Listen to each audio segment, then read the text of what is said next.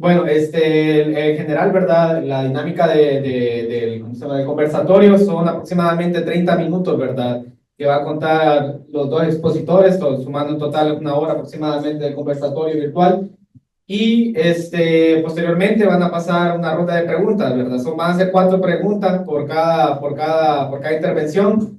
Y posteriormente van a dar la réplica a los compañeros ponentes y otra vez va a ser ronda de 4 preguntas. Está el compañero Carlos Tornel, ¿verdad? El compañero presente que nos va a acompañar de forma virtual.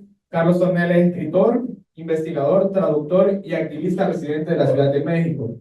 Él tiene un doctorado en geografía humana por la Universidad de Durham del Reino Unido y es miembro del Tejido Global de Alternativas y, de su pacto, y del Pacto Ecosocial e Intercultural del Sur y autor de varios artículos académicos, ¿verdad? Y científicos y autor de libros.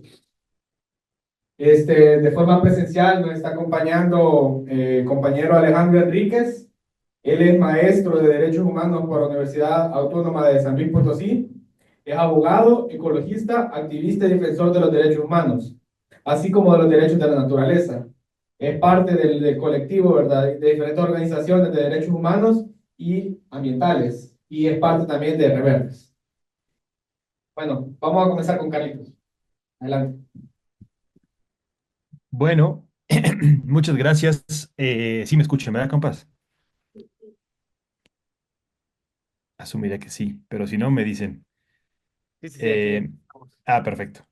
Pues muchas gracias por la invitación. Un gusto estar acá con ustedes, desafortunadamente de forma virtual, pero bueno, al menos con el gusto, el ímpetu, el interés de que pues podamos tener este diálogo y de poder seguir esta discusión.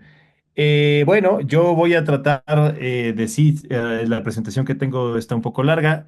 Voy a tratar de respetar los 30 minutos a la cabalidad para que no sea una cuestión, eh, sí, para que no nos extendamos mucho. Igual son muchos datos, muchas cosas que hay que discutir.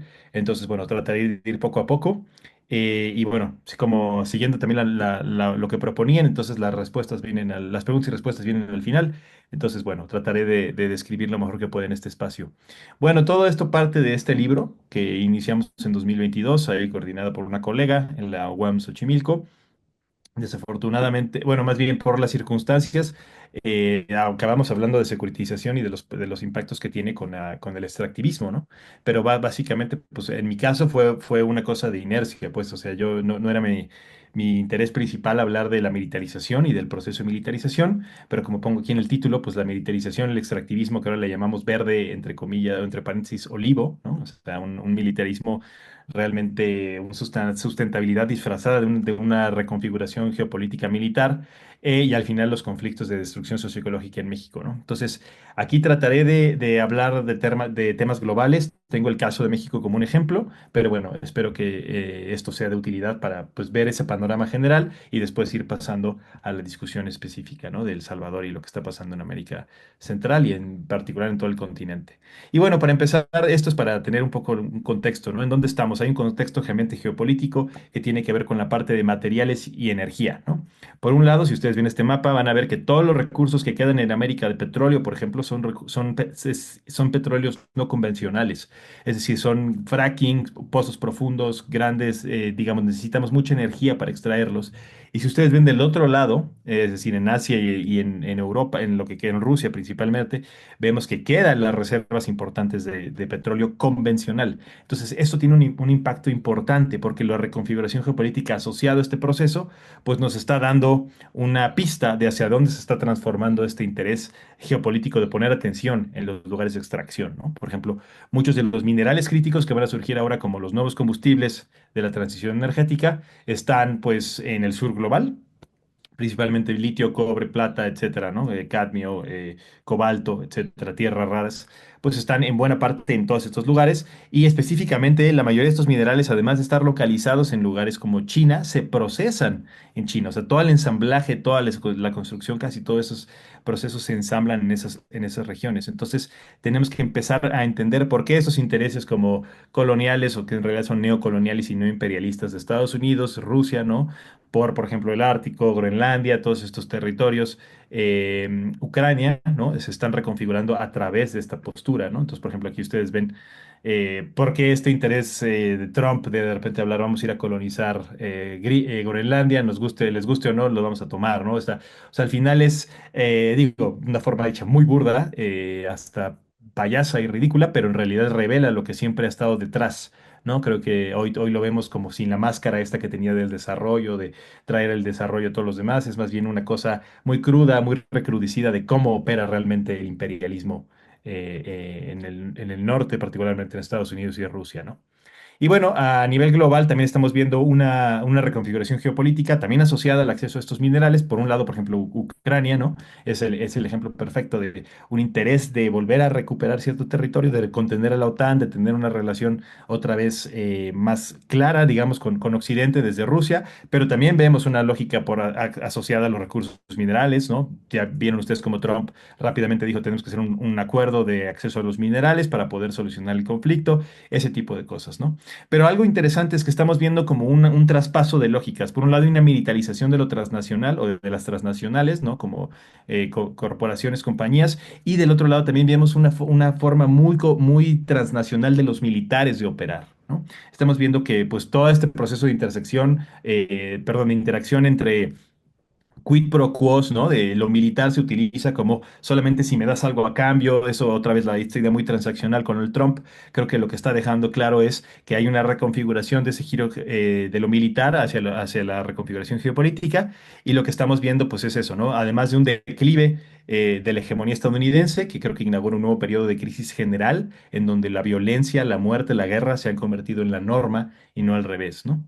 Entonces creo que ahora lo que estamos viendo asociado a esto, por ejemplo, en México es muy claro, es una idea de estos nuevos territorios que se vuelven los nearshoring o friendshoring, o lugares que son, relocalizamos la producción a sitios que son amigos, ¿no? En vez de pensando que hay una contraposición de lo que viene del otro lado, como evitando acceso a esos recursos, ¿no? Y bueno, como tiene consecuencias materiales, ¿no? Como estas consideraciones que les decía, que son geopolíticas, biopolíticas y necropolíticas que vale la pena considerar, ¿no? Y bueno, este es el texto de Michael Hart y Sandro Mesadra, que básicamente describe un poco esta reconfiguración geopolítica de guerra global, ¿no? Y esto lo relaciono yo cuando hablo de la energía, porque al final esto es esencial para entender por qué este interés en estos minerales, por qué este interés en la minería, en reconfigurar el discurso que está movilizando la energía, la minería. Si ustedes ven esta gráfica, no sé, es bastante famosa, supongo que la mayoría de ustedes la conocerán, pero básicamente lo que dice es no hay ninguna transición energética, ¿sí? Más bien existe una constante adición y acumulación de energía. A lo largo de toda la historia, por ejemplo, ahí ustedes ven la biomasa, siempre se ha mantenido el carbón, ¿no? El petróleo, todos los recursos que le hemos ido agregando a la extracción y la producción de energía se han adicionado. O sea, la gráfica es exponencial y va aumentando y no necesariamente estamos sustituyendo una cosa por otra, ¿sí? Esto es esencial para entender que tenemos que entender la energía no como solamente algo abstracto y físico, o sea, de las leyes de la física, sino como una construcción relacional, histórica, espacial y política. O sea, está reconfigurando espacios a nivel global, está haciendo una construcción política de desigualdades de poder, de quién tiene acceso a qué y cómo se está manifestando.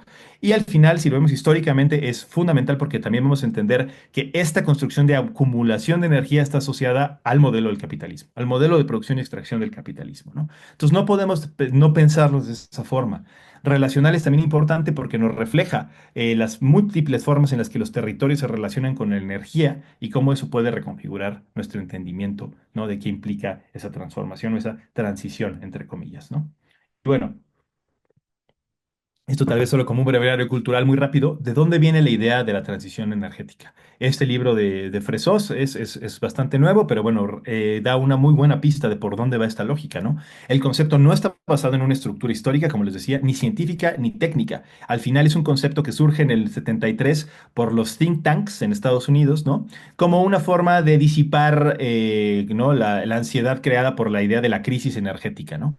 Entonces el concepto lo proponen futuristas, o sea, lo proponen economistas de los tipo Chicago Boys que están pensando en una forma de decir de qué forma podemos presentar esta crisis de forma apaciguable, ¿no? De una forma que sea como un paliativo para tratar de transformar esto y que no se sienta como una crisis estructural, sino más bien como algo que va cambiando poco a poco, ¿no? Y es una oportunidad para Estados Unidos de reconfigurar su matriz energética, ¿no? Pero desde ahí ya nos da un entendimiento de dónde vienen estas palabras que usamos todos los días y por qué las estamos reproduciendo de esta forma, ¿no? Al final esta lógica de que siempre es, cada era usó combustibles y la siguiente era que le siguió, o sea, la era del carbón, la era del petróleo, la era de la nuclear, la era de las renovables, la realidad es que no, si ustedes ven, toda la adición que propuse en esta gráfica anterior, pues está aumentando. Entonces, hablar de eras de combustibles es bastante truculento, ¿no? O sea, no nos deja ver la realidad, cómo hay una constante acumulación. Y, por ejemplo, estas dos gráficas me gustan mucho, ¿no? Aquí ustedes pueden ver, estas son las primeras proyecciones, vienen en el libro de Fresós, las primeras proyecciones que hacen en los 1800, 1850, de cómo se va a ver la adición. Y aquí, si ustedes ven, hay una adición de todo, ¿no? O sea, la energía total que sale hasta arriba en la gráfica es cómo se van incrementando, pero es una cosa exponencial. Y esta otra gráfica de abajo me gusta mucho porque también refleja, por ejemplo, si ustedes ven la parte de abajo que dice músculo, parece que toda la energía que vino de la biomasa, del carbón, del petróleo, del gas, lo que hizo fue sustituir el músculo. La realidad es que no. Parece que es menos, pero si ustedes lo ven esto en forma exponencial, o sea, redujo la cantidad de músculo, pero se incrementó el consumo total de energía. Entonces adicionamos ese músculo a todo lo demás, ¿sí? Entonces esto es una lógica puramente colonial, ¿sí? O sea, detrás de entender esta termodinámica de la energía, hay una lógica estructural de dónde sacan esa fuerza, ese trabajo, esa energía que se utiliza para acumular y de dónde viene. Entonces, eso me parece fundamental para entender qué es lo que está pasando hoy, ¿no? Y bueno, esto es un poco también de la crítica de la economía ecológica, pero me parece importante mencionarlo. Al final estamos en un punto de retorno decreciente de la energía, ¿no?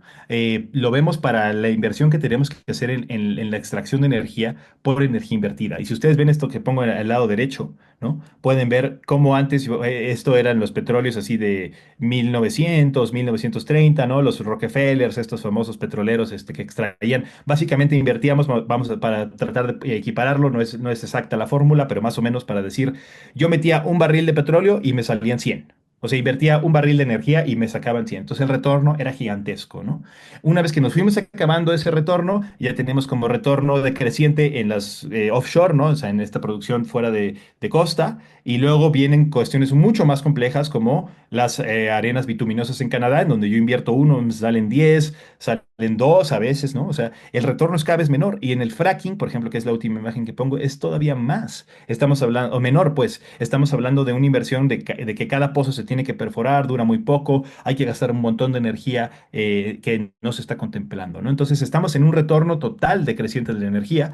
Que es necesario considerar y al mismo tiempo estamos agotando los recursos de mayor beneficio, ¿no? De mayor usufructo, porque cada vez, por ejemplo, cobre, aluminio, hierro, manganeso, zinc, que son fundamentales para la transición energética, estamos viendo que van a alcanzar un pico de producción antes de que acabe este siglo y que cada vez tenemos que invertir más por ejemplo, cada vez tenemos que excavar más profundo e invertir más energía para extraer esos minerales. Entonces, todo lo que estaba más cerca de la corteza, que era de mejor calidad, ya se erosionó o ya lo extraímos, entonces tenemos que cada vez excavar más profundo, ¿no?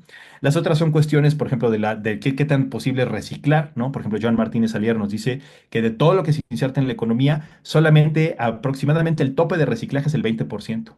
Y aún así no reciclamos todo lo que reciclamos, ¿no? Reciclamos alrededor del 6 o el 12% de la economía total, ¿no? Entonces, el resto no se puede reciclar porque se inserta en la economía como un producto físico, no, perdón, que se pierde entrópicamente como combustibles, energía, y otro que tiene larga duración y que es difícil de reciclar, como concreto, por ejemplo, capital fijo. Entonces, no es una cuestión de nada más hay que hacer circular la economía, nada más hay que enverdecer aquí y allá, es una cuestión estructural de lo que nos estamos enfrentando, ¿no? ¿Y qué nos lleva a esto? Pues a hablar de los límites. Esto ya supongo que también lo conocen, la saben todas muy bien, ¿no? O sea, desde 2009 que habíamos sobrepasado dos, tres límites planetarios, hoy estamos hablando de haber sobrepasado seis de los nueve, ¿no? Entonces ya estamos en un momento de crisis estructural del capitalismo. Yo sí creo que es una crisis terminal de larga duración, por supuesto, no es como que se va a colapsar mañana, pues, y tampoco es como que vamos a colapsar todo como una película de Hollywood, ¿no? O sea, estamos viendo un colapso sistémico, pero asociado como si fueran islotes, ¿no? Islotes del capitalismo donde sí hay acumulación, donde sigue funcionando el sistema y otros lugares donde se queda la devastación, el despojo, la guerra, la militarización, la destrucción, el terricidio, pues, ¿no? Entonces creo que es cómo se está manifestando esta estructura. Aquí tengo más evidencia de este artículo, ahí lo dejo. No voy a tardarme mucho porque ya se me va a ir todo en el diagnóstico y no voy a pasar a la parte esperanzadora, ¿no? Pero para que ustedes vean esto, desde el 1900 al 2015 la población se multiplicó por 6, o sea, fue un incremento a la sexta potencia. Pero si ustedes ven cómo creció el PIB, o sea, la columna de al lado, las dos con las flechas, se multiplicó por 21 veces. Eso quiere decir que la riqueza debería estar, pues, más o menos, o sea, debería ser suficiente. Pues la realidad es que no. De esto es de lo que ustedes ven aquí en estas gráficas, y lo voy a decir de forma muy rápida, la parte que está más clarita es lo que se desperdicia. O sea, desperdiciamos el 78% del agua natural o consumible que se extrae. De todos los combustibles fósiles se pierde el CO2, no se puede aprovechar. El 50% de la comida se desperdicia. Un montón de minerales y metálicos y no metálicos también se desperdician. Entonces hay un montón de desgaste y de desperdicio producido en la producción económica global, pero además, y eso es lo que sale dentro de la parte coloreada fuerte de las columnas, estamos viendo que hay una distribución inequitativa, o sea, hay una acumulación estratosférica y súper desigual como existe hoy en el sistema global, ¿no? Esto lo sabemos bien. 8 individuos tienen más dinero que la mitad de la población global, etcétera, ¿no? Entonces, estamos viendo un sistema crítico estructural del capitalismo, ¿no? Y bueno. Al final, creo que geopolíticamente, que es a lo que regresamos nos interesa, es que tenemos que pensar esta como nueva gran competencia de poder entre Estados Unidos y China, ¿no? Por un lado, ya vimos que estos litio, cobalto y níquel, ¿no? Que se necesitan para hablar de la energía, entre comillas, renovables, también es crucial para las tecnologías militares, entonces, por ejemplo, armas inteligentes, drones, vigilancia, ¿no?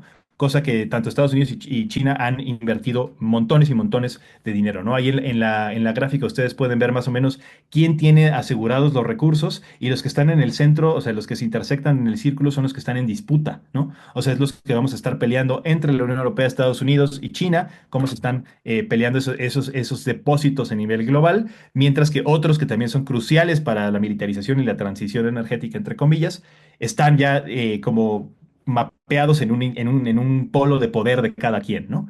Entonces, creo que, por ejemplo, lo que estamos viendo con Estados Unidos de promover una minería en el fondo marino, ¿no? Asegurar ciertos recursos para sus estrategias militares, pues es fundamental, ¿no? Porque nos está empujando a otra reconfiguración geopolítica. Creo que esta nueva política industrial militarizada, ¿no? Bajo una excusa de reindustrialización estadounidense, ¿no? De los chips, de todos los semiconductores, toda la producción de autos eléctricos, digamos, todo esto que está pasando hoy en el norte de México, de hecho, es lo que estamos viendo que se están instalando esas manufacturas, ¿no? Está impulsada por esta extracción acelerada del friendshoring, esto que decía, ¿no? O sea, vamos a traer todo a la costa cercana y mientras sean amigos o que, digamos, no vamos a tener un impacto, o sea, va a ser muy difícil que México, por ejemplo, se vaya completamente con China, porque pues estamos demasiado cerca, ¿no? Para nuestra desfortuna de Estados Unidos, ¿no? Entonces, esta política pues apoya no solo a la industria civil, sino que está generando toda una producción militar, de armas, ¿no? Vigilancia, esto que les decía, apoyo de guerras, por ejemplo, en Ucrania e Israel, ¿no? Que también están asociadas a sostener esta contención geopolítica que están haciendo los Estados Unidos. Y bueno, esto también supongo que ustedes lo saben, pero es importante decirlo. O sea, al final hay una lógica detrás de esto de la securitización. Creo que lo que estamos viendo es a través del estado de excepción, esta lógica de la que hablaba Giorgio Agamben, ¿no? Ahí de hecho no le puse que era esta frase de Giorgio Agamben, pero la idea del estado de excepción se ha vuelto fundamental. Todos los valores democráticos, todos los valores liberales que supuestamente estaban ahí, eso que les digo que se perdió la máscara de lo democrático y lo liberal, se han ido progresivamente erosionando, ¿no? Yo creo que le llevamos 20 años de crisis de esto desde más o menos el 11 de septiembre, pero lo que queda es esta situación en donde el poder soberano puede suspender cualquier normativa, orden jurídico, ley, ¿no? O procedimiento con tal de asegurar la seguridad, ¿no? Entonces en México es clave, por ejemplo, en el COVID, el gobierno de Andrés Manuel López Obrador de izquierda dijo, se suspenden las garantías individuales, aquí hay proyectos prioritarios de la nación y tenemos que construirlos porque son seguridad nacional. Hubo muertes por COVID, hubo impactos, hubo militarización de territorios, hubo un movimiento fuertísimo de contrainsurgencia del Estado, pero como era una cuestión de seguridad nacional, no había forma de protestarlo en las leyes, en las cortes, en los litigios, no había posibilidad de hacer nada. Ejemplo, ¿no? Como dicen los gringos, case in point, es el caso del Tren Maya, el corredor interoceánico, la mega refinería de Dos Bocas en Tabasco, vaya, hay varios ejemplos de esto, pero es algo que pasó, creo que a lo largo de todo el planeta, ¿no? Vimos un vuelco hacia la securitización y el estado de excepción que hoy es clave para entender cómo está operando este sistema y defendiendo los intereses del capital y de la extracción, ¿no? Y bueno, esto también creo que también más o menos queda claro a partir de lo que estaba diciendo, pero estamos viendo entonces una reconfiguración geopolítica, ¿no? ¿Dónde están estos minerales, ¿no? ¿Qué está pasando en esos territorios? Y lo interesante, si ustedes ven aquí este mapita, que creo que no es exhaustivo, de hecho le falta bastante, pero van a ver que hay sur, o sea, el sur global, pues si lo vemos desde el Ecuador, hay varios recursos y reservas que están ahí impuestas, pero también vemos mucho en el norte. Entonces, a mi gusto, estamos viendo que los sures también se están manifestando en el norte, ¿no? Hay nuevas fronteras de extracción que están generándose en el norte global, o sea, entendido como el norte geográfico, por así decirlo. Territorios en el norte de Europa, sami indígenas que están enfrentando lógicas, Portugal, Serbia y Portugal y Serbia que tienen litio, España que tiene un montón de potencial de renovable, solar y eólica principalmente para el resto de Europa, sin descontar que eso sigue generando neocolonialismos en el sur, ¿no? África, todo el norte de África, para potenciar energía en el sur de Europa, ¿no? Toda la reconfiguración del Asia-Pacífico asociada a China, por supuesto. Entonces tenemos aquí que poner interés en qué nuevos colonialismos se están generando y qué colonialismos se están exacerbando en el sur y los sures globales, ¿no? Los sures en el norte también. Pero bueno, eso me parece interesante. Y bueno, aquí estos son otros dos mapitas ya un poco más viejitos, pero que reflejan, por ejemplo, dónde hay conflictividad en el lado derecho, ¿no? Presencia de minerales donde ya hay sitios de conflictividad sociopolítica, ecológica, etcétera. El Congo, por ejemplo, sería un ejemplo perfecto de lo que está pasando, donde ya había conflictividad, pero la nueva interés de la transición energética está poniendo interés otra vez en estos sitios que tienen mucho más valor para el sistema del capital, ¿no? Y del lado derecho, del lado izquierdo solamente pongo más mapas de dónde se localizan cierto tipo de minerales que son clave para la transición energética, ¿no? Y bueno, esto ya lo vimos, ¿no? Estamos, creo que en este régimen lo que estamos viendo es una represión cada vez más fuerte, ¿no? De criminalización de las defensoras y los defensores, un uso de excepción para imponer ciertos proyectos como gasoductos, esto es el caso de Canadá, pero también es el caso de México con el corredor interoceánico y el Tren Maya, ¿no? Y estamos viendo entonces una centralización o una necesidad fundamental del capital en el Estado y en los militares. O sea, hoy no podríamos pensar una posibilidad de extracción y de producción de plusvalía que no venga asociada al uso del Estado y de los militares para imponer por la fuerza este modelo extractivo, ¿no? Entonces, bueno, aquí esto también ya lo dije, me lo voy a soltar para irme un poquito más rápido. Y bueno, estos son también números y cifras, ¿no? Esto ya se lo saben también ustedes. O sea, toda la proyección es que va a ir en aumento, ¿no? Estamos hablando de 20 veces más energía solar al 2050, 11 veces más de eólica al mismo año, más un incremento de 20, 30, 7 veces más, ¿no? De diferentes recursos como cobre, cobalto, manganeso, minerales raros y tierras raras, ¿no? Y solo, por ejemplo, solo la Unión Europea, que es este documento que pongo ahí, representa una demanda incremental de estos, ¿no? Disprosio, cobalto, neodimio, níquel, más el 600% al 2030 y hasta 1500% al 2050. Esto es si la economía sigue creciendo linealmente y no hay ninguna, es un escenario business as usual, como dicen, ¿no? Si nada cambia.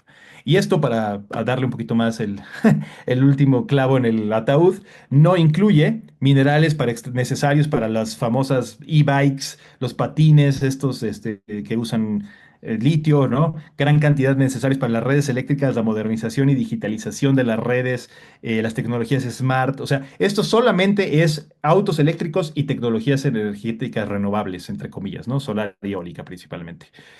Pero si ustedes ven, o sea, hay una necesidad enorme, además, que no se está ni siquiera contabilizando. Entonces, sí tenemos que dimensionar la profundidad que tiene esto, ¿no? Igual este también, para que vean, ¿no? O un poco más de ejemplos de los autos eléctricos. La idea es que también se van a incrementar, o sea, los autos, un auto eléctrico usa hasta 12 veces más minerales que un auto normal, ¿no? Para satisfacer esas necesidades, estamos hablando que el 2035 tendríamos que inaugurar al menos 384 nuevas minas de estos minerales y además, si esto lo contabilizamos en cómo están operando esas minas a nivel global, estamos viendo que la mitad de esas minas ni siquiera cuentan o están bien documentadas, no tenemos sus impactos socioecológicos bien reconocidos y no reportan de forma constante, ¿no? Esto lo pueden revisar en este artículo de Maus y Werner que salió el año pasado, muy bueno porque hacen una revisión bastante exhaustiva, ¿no? Y bueno, además de eso, casi 80% de la minería metálica ocurre en zonas donde donde están todas las concentraciones de biodiversidad y zonas de escasez de agua. La minería necesita muchísima agua, entonces hacerlo implica también un costo asociado a la producción de comida, a la producción de agua, al acceso directo al agua, etcétera, ¿no? Entonces tenemos que contabilizarlo en esa estructura. ¿Qué iba a implicar descarbonizar solo por vía de los autos eléctricos, ¿no? Y bueno, 50% de las minas se realiza dentro de áreas naturales protegidas, también es cierto. Y bueno, esto solo para decirles que esto es una de las estructuras que compañías como Río Tinto, como Glencore, el propio Banco Mundial están celebrándose a sí mismas como los nuevos combustibles del capitalismo. Están diciendo, ¿no? El sector minero tiene un papel esencial en la transición energética. No podemos pensar la transición energética sin las salvadoras mineras que van a ayudarnos a transicionar y dejar los combustibles fósiles horribles en el subsuelo. Vamos a pasar a este nuevo modelo de combustibles para el capitalismo. Y bueno, estos son algunos, yo les paso la presentación para no quedarme mucho tiempo en esto. Pero estos son como discursos de los boards, ¿no? De las discusiones que hay internas en los accionistas de Glencore y Río Tinto, de cómo ellos se autocelebran, ¿no? Como vamos a hacer la transición energética y nosotros somos la pieza clave, la pieza fundamental, ¿no? Que va a hacer este cambio. Y bueno, al final, esto ya lo dije, pero aquí también tengo el ejemplo, ¿no? O sea, hay un mito enorme alrededor de la posibilidad de una energía renovable en el capitalismo. A mi gusto eso no existe. Y no existe por esto. O sea, vean cuántas demanda de minerales hay para viento solar, nuclear, ¿no? Incluso carbón y el uso de gas natural necesitan minerales y tienen un impacto descabellado. Si ustedes han ido a ver cómo instalan una de estas turbinas eólicas, van a ver que necesitan un montón de concreto, tienen que hacer un hoyo gigante en el suelo, necesitan bulldozers, necesitan un montón de acero para producir las bases, tienen que ir a deforestar la Amazonía para sacar las aspas, las hélices, ¿no? Que son una madera de balsa muy particular, necesitan un montón además de cobre, disprosio para el funcionamiento de los motores, etcétera, ¿no? Entonces aquí ustedes tienen ahí todo lo que necesita la turbina. Entonces, esta renovabilidad para mí es un mito. Lo verde en esto renovable es un mito, ¿no? Las energías están fosilizadas al final de cuentas. Ahí pueden ver, tienen una producción que necesita, sigue dependiendo de combustibles fósiles. Y a mi punto de vista es irracional hablar de energía renovable en un contexto de crecimiento perpetuo.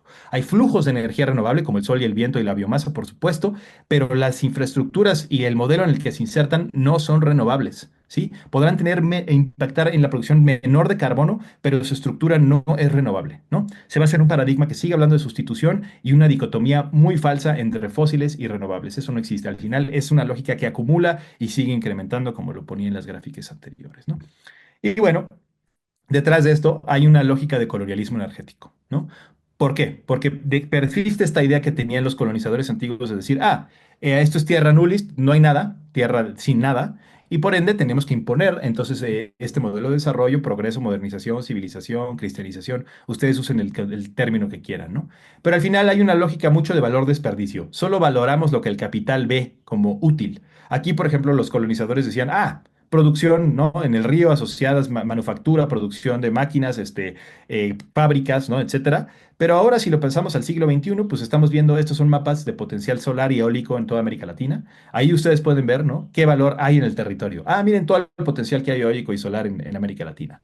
Es momento de movernos hacia esta extracción, que es lo que valora el capital hoy, que son esta nueva frontera, ¿no? Siguiendo la epistemología de la crisis de Kyle Powers White, ¿no? Estamos ante una crisis de energía, ya no tenemos de dónde extraerla, entonces el capitalismo está volcando sus intereses a esta nueva frontera de extracción, que es el sol y el viento, la biomasa, etcétera, ¿no? Y bueno, esto es una foto perdón, de Oaxaca, donde claramente se ve un neocolonialismo asociado al gran modelo de ocupación territorial de estos megaproyectos eólicos. Y este es un mapa que también revela lo que está pasando en lugares como Europa, ¿no? ¿Dónde está la potencialización de energía solar? Pues en la región del norte de África y la parte MENA, ¿no? Que le dicen el Oriente Medio, ¿no? Entonces vamos a ver toda esta potencialización que hay hacia el centro continente europeo para poder extraer esa producción. Y bueno, ya con esto voy cerrando y voy a tomar unos minutitos nada más para hablar de la parte más esperanzadora por dónde veo la alternativa. Pero algo que les decía ya hace un momentito es que no podemos pensar este momento de militarismo, extractivismo como dos caras de una misma moneda, ¿no? Aquí, por ejemplo, de Raúl Sibeki y Machado y Decio Machado nos dicen que los estados están hechos para el despojo en este librito, ¿no? O sea, y el estado se volcó hacia un interés de militarizar las fronteras de extracción, asegurar su posibilidad de extracción y generar esta posibilidad entonces de legibilidad, ¿no? Que el capital puede puede entrar, invertir, extraer y producir. Entonces, los megaproyectos que se están realizando en toda América Latina son parte del extractivismo. Son estructuras que facilitan y limpian el paso, para así decirlo, para dar paso al extractivismo, ¿no? Y bueno, esto lo estamos viendo no solo en México, lo estamos viendo en Chile, lo estamos viendo en Argentina, como criminalizando a las comunidades que defienden sus territorios, expandiendo el uso de militares para securitizar, ¿no?, territorios que son de interés del capital. Y en México ha sido clave, ¿no? Este es un mapa, por ejemplo, del corredor interoceánico, que es la línea que aparece ahí donde están los círculos del lado izquierdo, Coatzacoalcos y Salina Cruz. Estamos viendo una contención de toda la migración que va a ir a Estados Unidos desde Centroamérica a Sudamérica. Esta es la nueva pared. Trump ya no tiene que construir ninguna pared porque todo va a contenerse aquí para la industrialización del sur del país en México y para utilizar mano de obra barata, facilitar la extracción de minerales, recursos, hidrocarburos, que es todavía la zona que tiene más hidrocarburos en el país. Entonces vamos a generar como una contención y una reconfiguración espacial asociada a este interés también geopolítico de Estados Unidos allá arriba, ¿no? Entonces es un mapa que me gusta mucho porque revela muy bien cómo se ven estas estructuras, ¿no? Este es otro mapa también, aquí nada más para que más o menos vean, ahí vienen las flechitas, hacia dónde se va a ir la producción de este nuevo corredor, porque ya no tenemos, la idea con el corredor interoceánico en México es que no tengamos que bajar hasta Panamá para llevar toda Europa, ¿no? Y que lo que viene de Europa no tenga que pasar por ahí para llegar hasta Asia, sino estamos generando un nuevo canal seco, ¿no? Entre Oaxaca y Veracruz en México, que es lo que le llamamos la cintura de Norteamérica, y ahí ustedes ven a dónde se van a ir las importaciones a Europa, a Estados Unidos, ¿no? Ahí también están todas las reservas de hidrocarburos que todavía quedan en México, se van a poder tener movimiento entre los dos puntos y también hacia el otro lado, ¿no? Bajar hacia Centroamérica, a también tener hacia Estados Unidos y Asia. Entonces es una forma de movilizar el comercio global, pero con una reconfiguración específica y centrada en un territorio en México, ¿no? Entonces, bueno, y esto tiene ciertos nombres, ¿no? Aquí le han cambiado la palabrita, la designación muchas veces. Primero fueron proyectos prioritarios, zonas económicas especiales, luego fueron polos de desarrollo y ahora son polos del bienestar, ¿no? Entonces, bueno, nos dejan ver un poco por dónde va la situación y cómo se está reconfigurando. Esto es más de lo mismo, ya no voy a detener. Y bueno, el costo. ¿Qué costo viene con esto? Pues el número de defensoras y defensores ambientales que se están muriendo año con año se incrementa anualmente. Esto pasa también para los reporteros, las personas que están digamos, en los frentes de resistencia, en los frentes del reportaje, de decir qué está pasando. Estos son, digamos, antimonumentos terribles, ¿no? Somos de los países más violentos. América Latina en general es el lugar más violento del mundo para defensoras y defensores ambientales. Esto es solo México, ¿no? Ahí pueden ver en el mapa cómo han proliferado los casos de conflictos socioecológicos.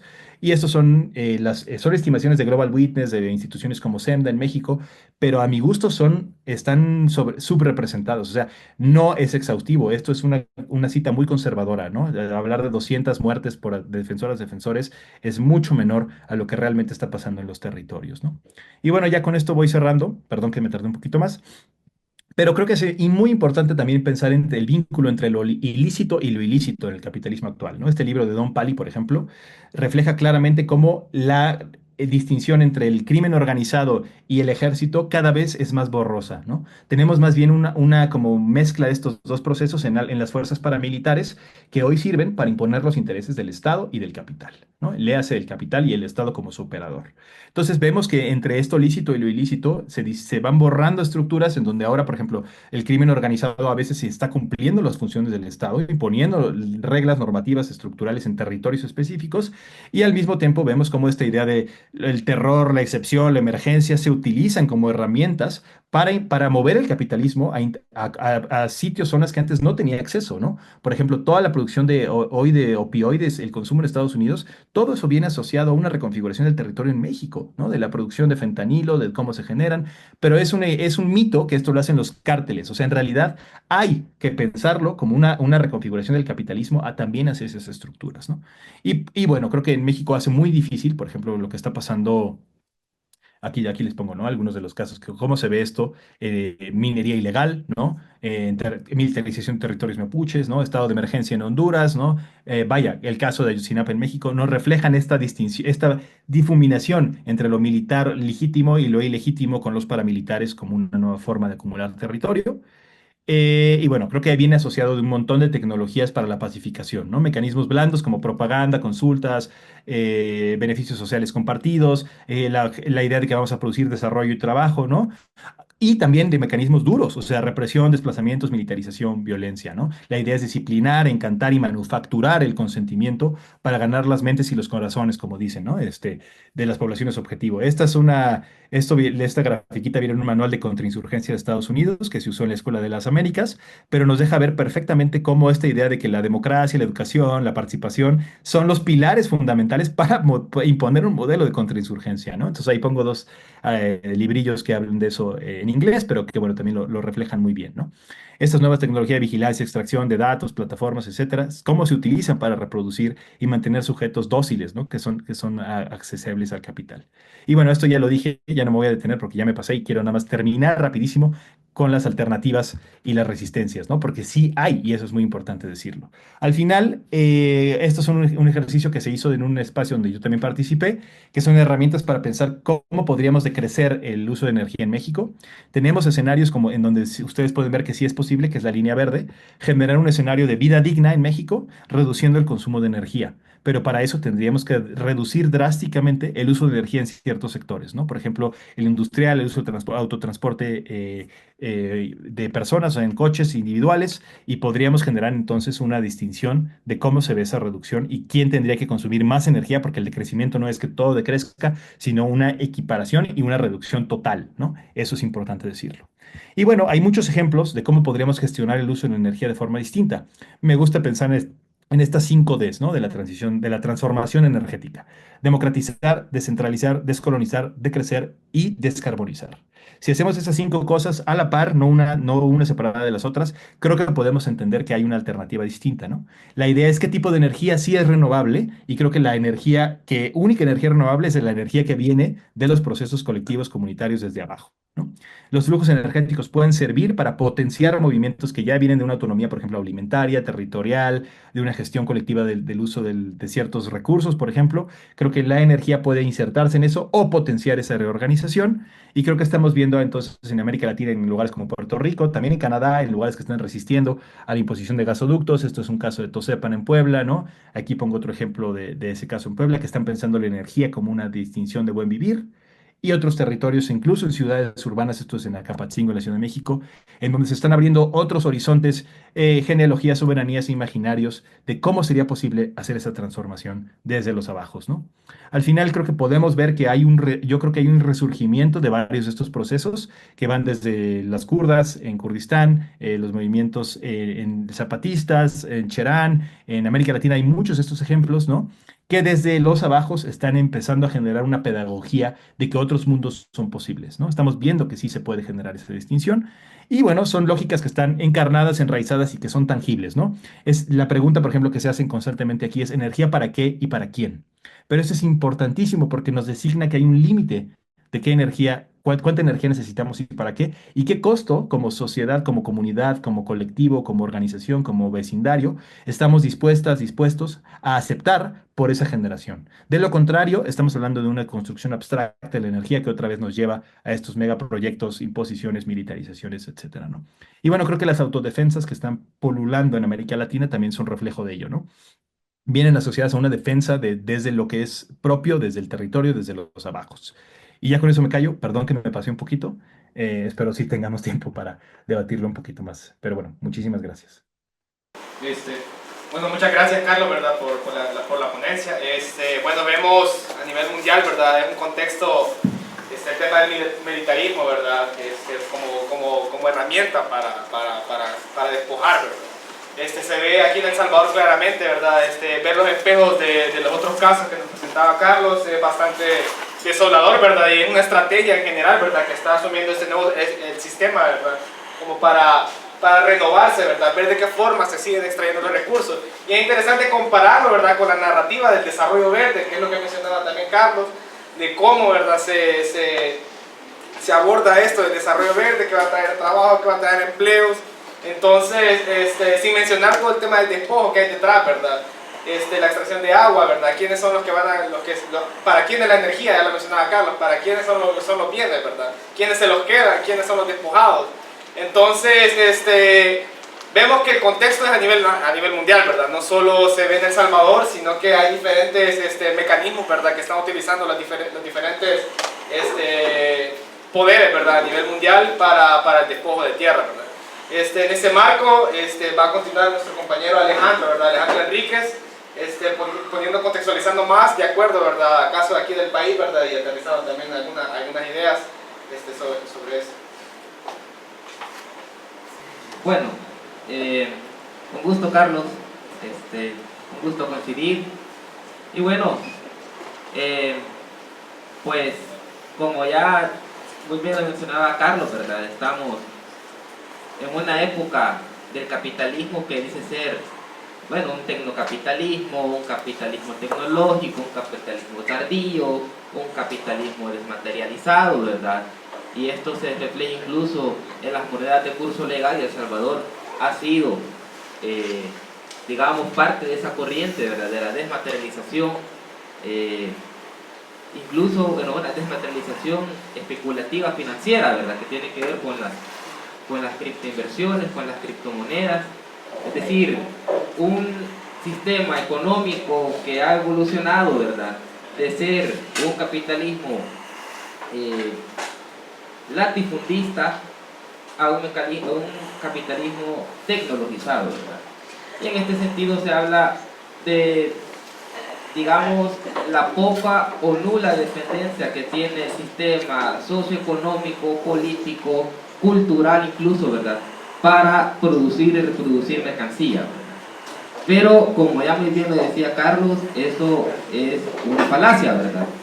De hecho, con todo este tema de lo que estamos hablando es precisamente de la cuarta revolución industrial, ¿verdad? Entonces estas fuerzas de innovación se convierten en fuerzas destructivas creadoras, ¿verdad? Es decir, creadoras para potencias mundiales, ¿verdad? Y destructivas para los países periféricos.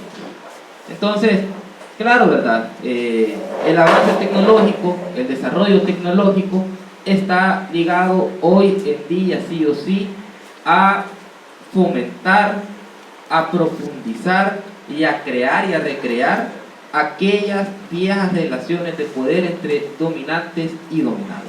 O sea, hoy en día la tecnología sí o sí es sinónimo de poder.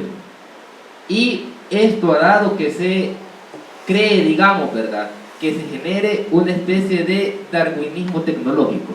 Es decir, aquellas especies, ¿verdad?, aquellos países, aquellas personas que no logren adaptarse a los avances tecnológicos que la cuarta revolución industrial exige, van a quedar atrás o en el peor de los casos, mejor dicho, van a ser eliminados.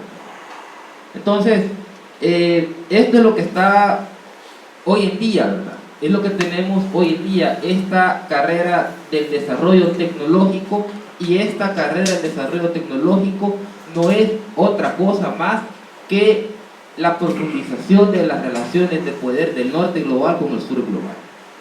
Y en este panorama, ¿verdad?, geopolítico se encuentra El Salvador. Entonces, de hecho, hay una frase, ¿verdad?, de este alemán que fundó el Foro Económico Mundial, ¿verdad?, de Klaus Schwab. Él dice que la cuarta revolución industrial es un proceso de transformación profunda que va a resignificar la historia del conflicto, de la seguridad nacional, de la seguridad internacional y de la forma en que nos relacionamos. Es decir, una transformación que no atraviesa lo que hacemos, sino lo que somos, ¿verdad?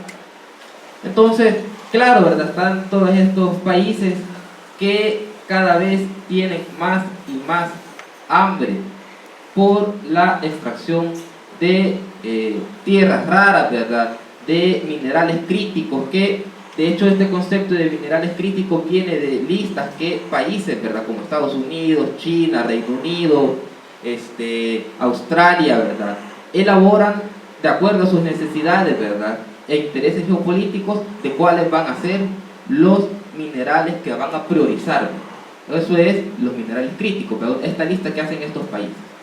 Entonces, de hecho, la última lista, si estoy bien, que hizo Estados Unidos fue en el año 2018, pero ya vamos a volver a eso. Entonces, claro, ¿verdad?, un desarrollo tecnológico que no solamente está ligado a lo que tenemos hoy en día, es decir, a lo que usamos cotidianamente como ChatGPT, ¿verdad? Con la inteligencia artificial, los automóviles automáticos, ¿verdad? O smart, los smart, las pantallas LED, los sensores LIDAR, ¿verdad? Que tienen que ver con estos sensores que recrean imágenes a través de la luz, ¿verdad? Sino que también tiene que ver con cómo la tecnología fomenta y ayuda, ¿verdad?, a la guerra, o cómo la tecnología se ocupa con fines bélicos. Entonces, esto es la cuarta revolución industrial, ¿verdad? Es decir, esta fusión o esta interacción entre sistemas tecnológicos, físicos y biológicos, ¿verdad? Entonces, hoy en día hablamos de impresiones 3D, de inteligencia artificial, de computarización, bueno, de robots avanzados incluso, ¿verdad? Que por cierto, este tema de los robots avanzados también está muy relacionado con la guerra, ¿verdad? De hecho, no sé si en estas noticias de RT, ¿verdad?, que incluso China ha construido robots que están armados, ¿verdad?, con fines bélicos. Entonces, pero también está el tema de cómo se construyen estas tecnologías, ¿verdad? Que en todo esto, como ya bien lo decía Carlos, está el tema de las energías renovables. Y claro, ¿verdad?, aquí aparece la industria minera. Entonces, aquí empieza ya a desvanecerse o a desdibujarse ese mito, ¿verdad?, de un sistema económico desmaterializado, porque sí o sí, para crear estas tecnologías se necesita de minerales y de tierras raras, ¿verdad? Minerales como el litio, como el cobalto, como el coltán, incluso aquellos más tradicionales como el aluminio, ¿verdad?, siguen siendo hoy en día muy necesarios. El cobre, ¿verdad?, tierras raras como el neodimio, el samario, el disprosio y el prasedomio, que tienen que ver también con las energías renovables, ¿verdad?, con la elaboración de turbinas eólicas, con paneles solares. Es decir, estos elementos son necesarios sí o sí para poder transitar a una energía renovable. Entonces, claro, ¿verdad?, esta carrera o este colonialismo energético, como muy bien lo dijo Carlos, esta carrera tecnológica que se pelea o plantea un escenario de batalla entre las potencias principales, ¿verdad?, en este caso Estados Unidos y China, sin duda se está usando con fines geopolíticos. Entonces, la explotación de minerales, ¿verdad?, de tierras raras, de metales críticos, se está usando, como digo, hoy en día con fines geopolíticos. Entonces, claro, ¿verdad?, una exigencia de un desarrollo tecnológico cada vez más voraz, más galopante, exige también mayor consumo de minerales, de metales, de tierras raras, que son limitados, ¿verdad? Entonces, ahí está, por ejemplo, la República Democrática del Congo, que tiene en su territorio, ¿verdad?, grandes reservas de cobalto. De hecho, hay datos, ¿verdad?, que más de la mitad de las reservas del cobalto y del cobalto que se produce viene en la República Democrática del Congo, el cobre también, ¿verdad?, el coltán, que son materiales necesarios para la producción de baterías, ¿verdad?, de baterías para almacenamiento de energía, que es utilizada para, por ejemplo, vehículos ya automatizados, ¿verdad? Entonces, China está usando todos estas reservas de minerales, de tierras raras, ¿verdad?, con fines geopolíticos, y esto se vio bien reflejado en el año 2010, cuando China limitó la exportación a un 40% de tierras raras, ¿verdad?, de Estados Unidos a la Unión Europea y a Japón. Y esto, ¿verdad?, fue una disputa que se planteó ante la Organización Mundial del Comercio, allá por el 2012, y se resolvió de que China debía levantar las restricciones a la exportación, de estos minerales, ¿verdad? De estos metales que son tan importantes hoy en día para el avance tecnológico. Entonces, claro, ¿verdad?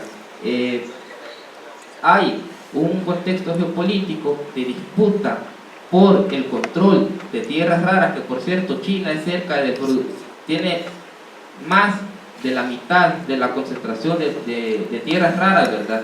Y es el principal productor de tierras raras. Cerca de un 85% de estas tierras están en China, ¿verdad? Y Estados Unidos en este sentido es un país altamente dependiente de las tierras raras de China, ¿verdad? Porque las importa desde ese país. Entonces, ahorita, hoy en día, por lo que se ve en la cuarta revolución industrial, de los países ganadores, ¿verdad? En esta carrera tecnológica es China, ¿verdad? Es China. Y Estados Unidos no puede avanzar hoy en día sin establecer una negociación con China. Y en este sentido cobran importancia territorios como el Ártico, ¿verdad?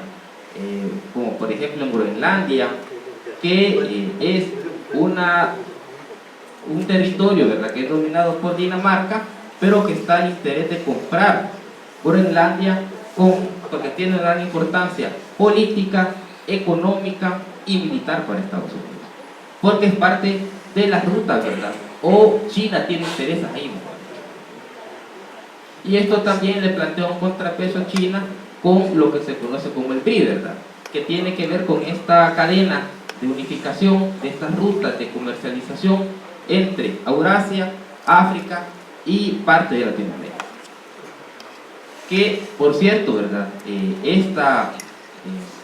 esta red, digamos, o esta ruta de comercio depende, no solamente es terrestre y marítima, ¿verdad?, sino que también tiene que ver con la conectividad, con la tecnología del 5G. Y esta tecnología del 5G, para poder operar, ¿verdad?, que tiene que ver con todo este procesamiento, ¿verdad?, y transacción de un gran volumen de datos, necesita lo que se conoce como cesio, el cesio. Entonces, y el cesio es un material bien limitado que únicamente se produce en Zimbabue actualmente, en Canadá y en Australia. Y estas minas, ¿verdad?, la de Canadá y la de Zimbabue actualmente ya no producen cesio, y la que está en Australia, que está siendo dominada por China, es de las pocas que está produciendo cesio. Entonces, claro, ¿verdad?, o sea, cómo estos minerales, cómo estas tierras raras entran en la disputa geopolítica para poder liderar, ¿verdad?, el avance tecnológico que exige hoy en día la cuarta revolución industrial.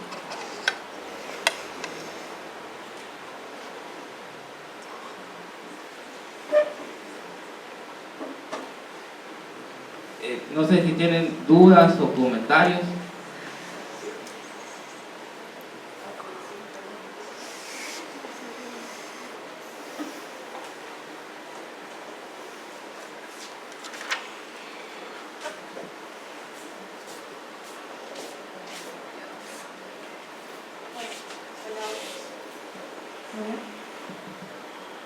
Gracias, Ale, por esta ponencia.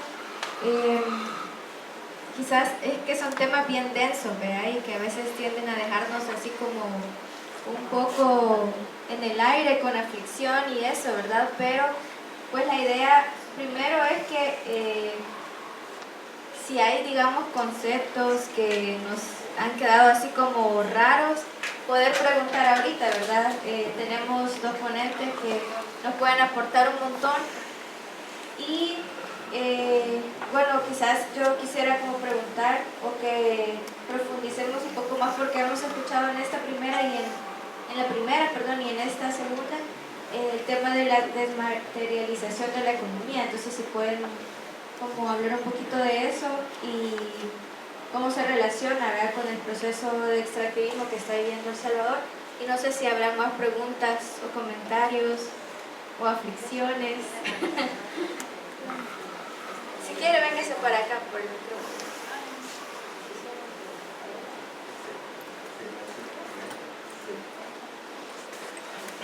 Bueno, gracias. Buenos días a todas y todos.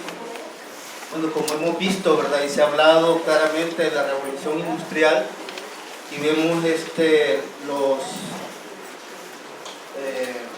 las destrucciones que ha venido haciendo la revolución industrial.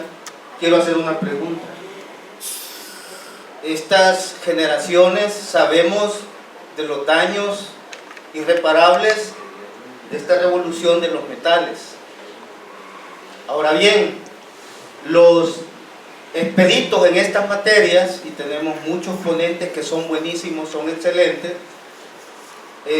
podrían darnos como una noción que si esta es la última de las revoluciones industriales que más daño le está haciendo al planeta, o esperamos algo peor. Esa sería mi pregunta.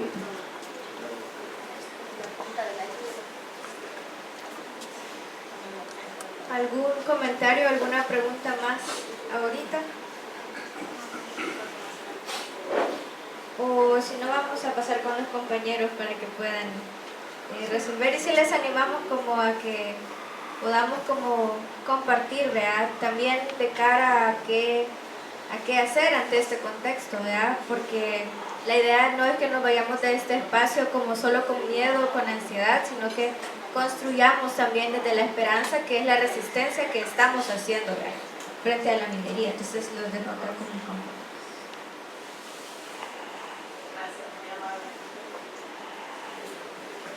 Luego ven. Primero yo o Alejandro, como tú quieras, ¿eh? Como ustedes quieran. Bueno, bueno. No hay bronca. Sí, bueno, o sea, sin duda los tiempos de la cuarta revolución industrial, ¿verdad?, plantean serios retos, ¿verdad? Es decir, los retos son, por ejemplo, ¿verdad?, la poca disponibilidad de los minerales, ¿verdad?, estratégicos, de minerales críticos, de tierras raras, ¿verdad? Y aparte de eso, que hay poca disponibilidad, están sumamente concentrados, ¿verdad? Es decir, el control de estos minerales está concentrado en manos de, por ejemplo, China, ¿verdad?, que controla mucha producción de cobre, de coltan, de cobalto de la República Democrática del Congo, ¿verdad? Y sin duda el avance tecnológico, ¿verdad?, que, como digo, cada vez se dice que la economía se está desmaterializando a través del uso de tecnología, ¿verdad?, a través de la prescindencia que se hace de los soportes físicos, ¿verdad?, para el funcionamiento de la economía, ¿verdad? Eso sin duda, ¿verdad?, está ocurriendo, y lo vemos con estos aparatos que ocupamos hoy en día, la tecnología, pero también es cierto que para la generación de esos soportes tecnológicos, ¿verdad?, se requiere también la extracción de minerales, de materiales estratégicos que, como ya he dicho, son escasos, y muchas veces los procesos de extracción y de producción no son baratos, y son pocos países los que tienen esa capacidad para procesar, para extraer y para refinar estos materiales. No sé si Carlos quiere también. Sí, claro. Yo quería presentar una grafiquita nada más, no sé si sea posible, pero miren, les comparto rápido la pantalla. Al final creo que refleja muy bien algo que es fundamental de entender. Miren, si ustedes ven en este reporte, aquí van a ver, es la cantidad de No se datos. ve, Ah, no se ¿no ve. se ve? Ah. Ustedes me dicen. Bueno, si no lo puedo ir respondiendo y si se puede proyectar está bien, si no, no hay ningún problema. Al final, la desmaterialización de la economía es un mito, ¿sí? O sea, eso no podemos desmaterializar la economía. Eso ya lo dijo Marx, ¿no? Desde hace mucho tiempo, cuando decía que no estamos considerando el metabolismo asociado a la energía y los materiales necesarios para toda producción.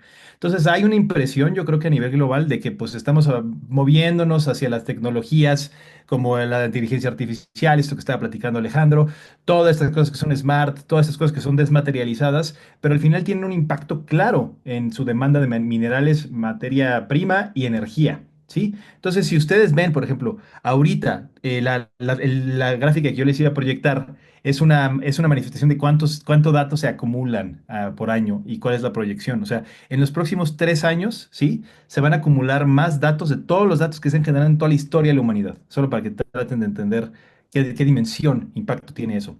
Pero eso tiene una demanda energética y material clara, ¿sí? O sea, ¿de dónde vamos a sacar la energía para sostener todos esos centros de producción de almacenamiento de datos, para enfriarlos? Eso demanda un montón de agua también. Entonces, hay una demanda material asociada a toda esa producción y esa reconfiguración de la economía. Decir que no existe es un mito, pues. La cuestión es que ese es el discurso que traen las compañías mineras, es el discurso que traen pues incluso los bancos de desarrollo, el Banco Mundial, que todavía pretenden que podríamos hacer esa desmaterialización, pero la economía ecológica nos dice que eso es prácticamente imposible, ¿no? Por eso también este ímpetu, si ustedes ven lo que están proponiendo Elon Musk, lo que están proponiendo estos capitalistas así ridículos, ¿no? Ya cosas así que parecen como de ciencia ficción, irnos a minar el fondo del océano, o sea, sabemos más del espacio exterior de lo que sabemos del fondo del océano, pero no importa, hay que ir a extraer todos los minerales. Irnos a minar la Luna, irnos a minar Marte, o sea, esas cosas que parecen así descabelladas, pero que son propuestas reales, o sea, lo están proponiendo como una alternativa porque saben que están agotando esos recursos, ¿no? Y bueno, o sea, entonces nada más para desmentir esta lógica de que estamos realmente en un proceso de desmaterialización, al contrario, como decía en la gráfica que mostraba de la acumulación de energía históricamente, estamos en un proceso de mayor voracidad del capitalismo y por ende es un sistema mucho más violento. Podemos llamarle un sistema autófago, ¿no? Que se está comiendo a sí mismo, está canibalizando sus propias formas de mantenerse existente, pero estamos viendo que eso se manifiesta cada vez más a pesar de la gente y de los territorios, de los procesos. O sea, hay una deshumanización terrible. Creo que lo que está pasando en Gaza, lo que está pasando en el Congo, lo que está pasando en Sudán, lo que está pasando, o sea, son manifestaciones del propio capital reconfigurándose, haciéndose cada vez más violento, ¿no? Y eso me lleva a la pregunta que hacía el colega, que, perdón, no escuché, si dijo su nombre, no lo escuché, una disculpa, pero el tema era, o sea, ¿esto es lo peor? O sea, ¿o viene algo peor? Creo que es una pregunta muy válida. Hay como ahorita un giro a nivel global de hablar, por ejemplo, de tecnofeudalismo, de que estamos regresando a que unos cuantos están acumulándose de los datos y operan como señores feudales de toda la economía. Para mí eso es muy problemático. ¿Por qué? Porque descuenta o borra de nuestra configuración entender qué le está pasando al capitalismo global. Yo creo que lo que está pasando hoy es una profundización de ese capitalismo, como decía, un giro, un vuelco hacia a la barbarie, como otra vez pensaría Marx, de lo que está pasando en el capital, y lo que estamos viendo es que lo que viene es peor. O sea, no quiero sonar desesperanzador, pero como nos dicen los zapatistas aquí en México, lo que sigue se va a poner peor, compa, ¿no? O sea, hay que entender que desde allá arriba, desde esa transformación de los arribas, no va a venir mucho, sino más bien de dónde ponemos la esperanza y a través de dónde nos podemos organizar para resistirlo. Pero si lo dejamos fluir en su camino como está, yo creo que sí, lo que se viene es peor. No sé si se llama, no, yo no creo que sea un tecnofeudalismo, no sé si le podríamos seguir llamando capitalismo, pero sin duda es un capitalismo más exacerbado en su forma de violencia. Entonces, eso nos invita también a pensar, sí, qué está pasando con el capitalismo, cómo podríamos tratar de resistir esa estructura y a partir de dónde nos tendríamos que organizar para resistirla. Porque como ya ustedes saben bien, no podemos depositar las esperanzas en el Estado, no podemos decir que el Estado lo va a transformar desde sus estructuras ni en las estructuras supranacionales, tenemos que empezar a tejerlo desde otras formas. Y creo que ahí es donde los abajos nos ofrecen un poquito de luz, ¿no? De por dónde podríamos caminar. Pero son pistas, pues, no es que todo esté ya resuelto. Y ya, nada más eso.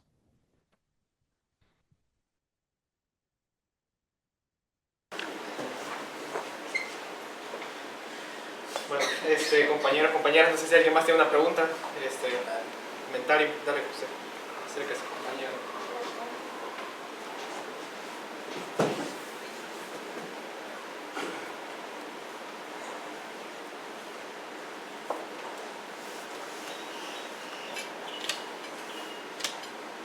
Buenos días. Hola, hola. ¿Sí me escucha? Hola. Hola.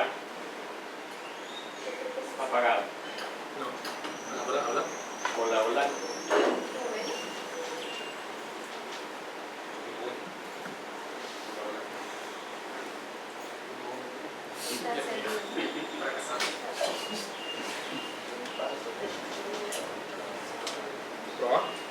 Hola, hola.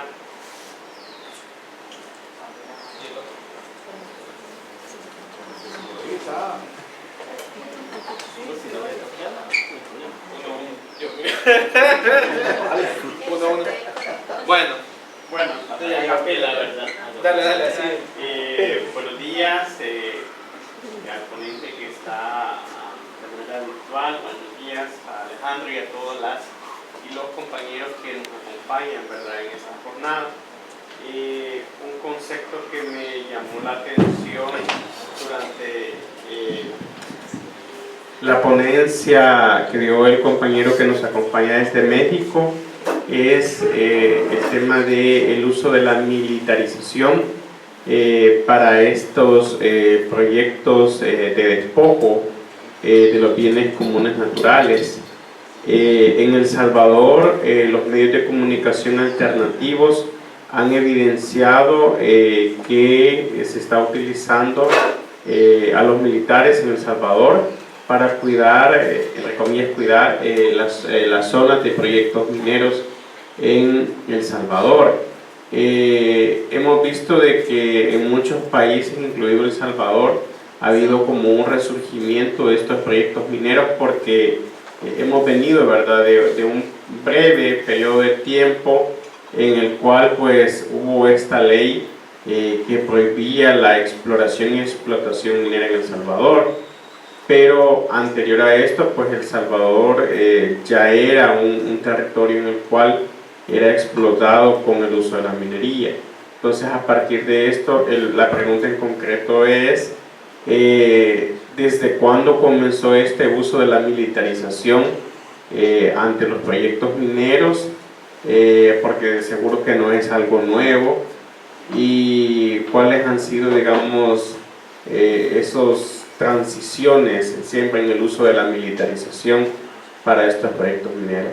Creo que también nos puede ilustrar en este tema Alejandro, ¿verdad?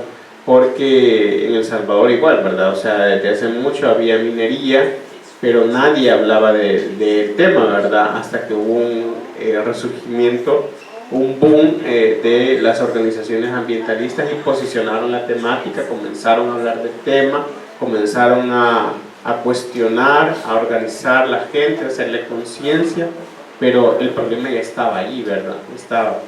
Gracias. No sé si alguien más tiene un comentario. Adelante, primero compañero, después compañero.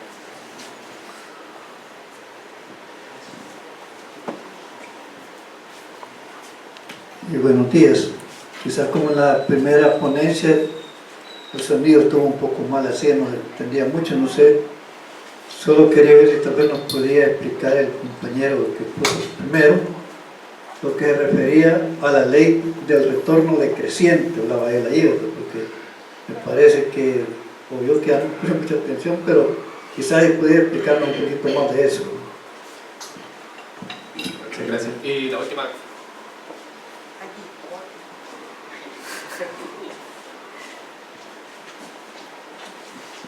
Buenos días a todos y a todas. Gracias, Carlos, por compartir esa visión y posición desde tu experiencia. Pero a mí me llama la atención esa última afirmación que hacía sobre que no podemos poner esperanzas en los estados, pero también son los estados los que aprueban las políticas públicas. Entonces aquí, bueno, durante 7 años se detuvo la minería metálica a través de una prohibición de minería, que fue una política pública. Y me gustaría saber, desde tu óptica, cómo ves el desempeño del actual gobierno de México con la presidenta Sheinbaum y cuáles son, digamos, como las perspectivas que desde ahí podemos también nosotros y nosotras acá aprender, conocer y comprender también por qué se toman esas decisiones. Y de acuerdo en que, pues sí, lo que nos toca es resistir, pero cómo resistir y cómo se puede hacer también esa lucha desde los estados y hacia los estados. Muchas gracias. Bueno, cerramos con esta pregunta por ahora.